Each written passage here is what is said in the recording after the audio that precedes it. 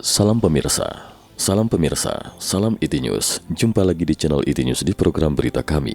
Hari ini kami akan sajikan berita pertemuan pejabat senior dari Perjanjian Komprehensif dan Progresif untuk Kemitraan Trans-Pasifik, Comprehensive and Progressive Agreement for Trans-Pacific Partnership, CPTPP, telah berlangsung pada 18 Februari di Singapura yang menjabat tuan rumah dan presiden bergilir tahun ini, di mana ditegaskan bahwa negara yang ingin bergabung dengan CPTPP harus memenuhi syarat yang berstandar tinggi.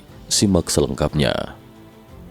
Pada 18 Februari, CPTPP mengadakan konferensi video pertama tahun ini antar pejabat senior untuk membahas implementasi CPTPP dan bertukar pandangan tentang proposal keanggotaan yang diajukan oleh beberapa negara. Usai pertemuan tersebut, Singapura yang menjadi presiden bergilir tahun ini tidak menyatakan kesimpulan spesifik, kecuali menegaskan kembali bahwa mereka yang tertarik untuk bergabung harus memenuhi standar tinggi yang ditetapkan oleh CPTPP. Inggris telah mengajukan proposal untuk bergabung dengan CPTPP pada bulan Februari tahun lalu, diikuti oleh Republik Rakyat Tiongkok dan Republik Tiongkok Taiwan pada bulan September. Kemudian Ekuador juga secara resmi menyampaikan minatnya untuk bergabung pada Desember tahun lalu. Untuk bergabung dengan CPTPP harus disetujui oleh 11 negara anggota yang ada. Tung Sai-chi, wakil kepala eksekutif Taiwan Think Tank, menganalisis bahwa di antara 11 negara anggota, siapa yang menjadi pendukung utama Taiwan adalah sangat penting. Tung Sai-chi mengatakan, ketika mereka melakukan penyensoran, itu berarti perlu ada negara yang menjadi pendukung utama. Bagi Taiwan, negara yang dapat mempromosikan aksesinya Taiwan adalah Jepang. Taiwan juga telah memulai kontak bilateral dengan negara-negara anggota CPTPP lainnya sejak bulan September tahun lalu. Jadi dari hasilnya, potensi untuk Taiwan tampak lebih terbuka. Tahun lalu Jepang adalah presiden bergilir dari CPTPP. Setelah Taiwan secara resmi mengajukan aplikasi untuk bergabung dengan CPTPP, Menteri Luar Negeri Jepang saat itu Toshimitsu Motegi menyatakan sambutannya. Selanjutnya, Perdana Menteri Jepang Fumio Kishida juga menyambut baik aplikasi Taiwan untuk bergabung dengan CPTPP pada bulan Oktober tahun lalu, tetapi menunjukkan sikap waspada terhadap keinginan masuknya Tiongkok. Fumio Kishida dengan tegas mempertanyakan, dapatkah Tiongkok memenuhi syarat CPTPP yang tinggi? Hal ini masih tidak transparan. Pada 8 Februari, eksekutif Yuan Taiwan telah mengumumkan pembukaan kembali impor makanan yang diproduksi oleh kelima prefektur Jepang termasuk Fukushima, yang sebelumnya terkena pembatasan dengan alasan risiko kontaminasi radioaktif.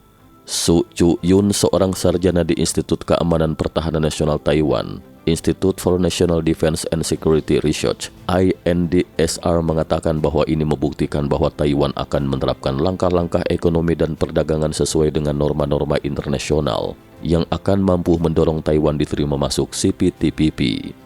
Taiwan telah menghilangkan masalah stagnasi dan overprotectivenya sendiri, termasuk impor produk daging babi dari Amerika dan produk dari Fukushima Foods, dan menghapusnya sebagai penghalang.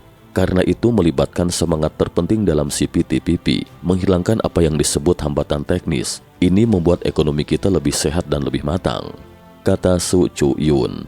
Selain peraturan yang didasarkan pada ekonomi, CPTPP juga memberlakukan banyak peraturan berstandar tinggi yang berkaitan dengan ketenagakerjaan, perlindungan lingkungan dan penyelesaian perselisihan.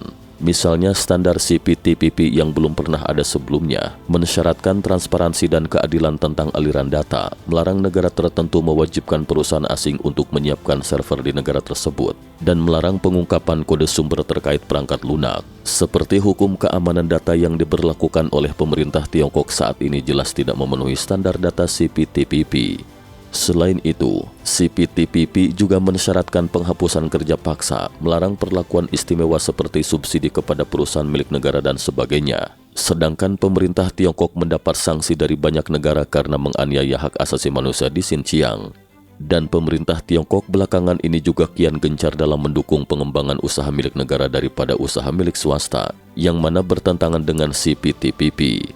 Su Chu-yun mengatakan, dalam situasi seperti ini, saya pikir sulit bagi Tiongkok untuk memenuhi beberapa persyaratan dan norma yang ditetapkan CPTPP, kecuali jika Beijing bersedia untuk melakukan reformasi politik dan meningkatkan transparansi, baru dapat memenuhinya. Terutama ketika untuk pengadaan pemerintah, e-commerce ini akan melibatkan transparansi pemerintah. Pendahulu CPTPP adalah Perjanjian Kemitraan Trans-Pasifik. Ini pada awalnya merupakan perjanjian yang dipromosikan oleh mantan Presiden AS Barack Obama. Tujuannya demi menjaga keseimbangan pengaruh ekonomi Tiongkok yang memiliki ambang batas cukup tinggi untuk liberalisasi perdagangan. Jepang telah memimpin negosiasi untuk merestrukturisasi CPTPP setelah Amerika Serikat di bawah Presiden Trump mengumumkan penarikannya dari Trans-Pasifik. Pada tahun 2018, 11 negara termasuk Australia, Kanada, Chili, Jepang, Meksiko, dan Selandia Baru menandatangani CPTPP di ibu kota Chili, Santiago. Kiyoyuki Seguchi, Direktur Peneliti dari Canon Institute for Global Studies, CIGS, Jepang, dalam sebuah artikelnya menyebutkan bahwa upaya Jepang untuk CPTPP merupakan batu ujian untuk mengetahui apakah Jepang dapat memainkan peran yang diharapkan oleh komunitas internasional dan juga merupakan batu ujian untuk memastikan tentang kemandirian Jepang. Sekian itu news hari ini. Terima kasih telah menonton dan silakan subscribe channel ini dan bagikan ke teman-teman Anda. Jika Anda memiliki opini, silakan beri komentar di bawah ini. Sampai jumpa.